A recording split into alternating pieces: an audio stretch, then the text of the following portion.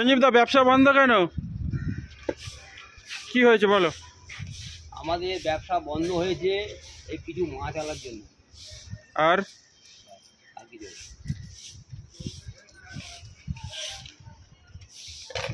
আমাদের কাকা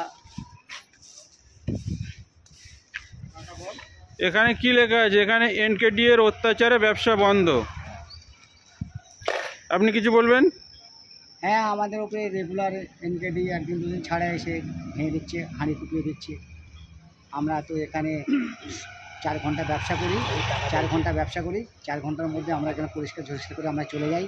যদি আমাদের রুজি হয়, তাতে যদি এনকেডি এত অত্যাচার করে তাহলে আমরা কোথায় যাব? আবারও হকার উচ্ছেদের নিউ টাউনে এনকেডি এর অভিযান। এখন প্রশ্ন হচ্ছে, এরা যাবে কোথায়, খাবে কি এই ক্ষুদ্র ব্যবসায়ীরা?